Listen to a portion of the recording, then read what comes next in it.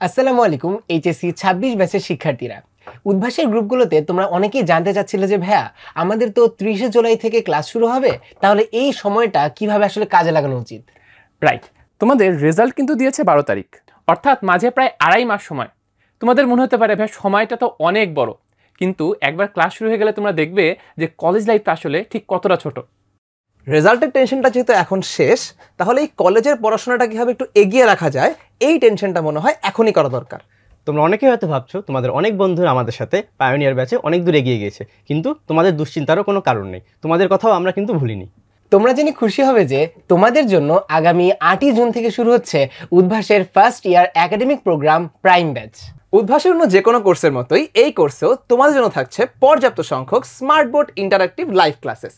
Live ক্লাসের পাশাপাশি তোমাদের প্রস্তুতির জন্য আমরা রাখছি প্রতিদিন ক্লাস শেষে ডেইলি এমসিকিউ এক্সাম, চ্যাপ্টার শেষে চ্যাপ্টার ওয়াইজ সিকিউ এবং প্রি অ্যাডমিশন এমসিকিউ এক্সাম এবং কোর্স শেষে পেপার ফাইনাল এক্সাম।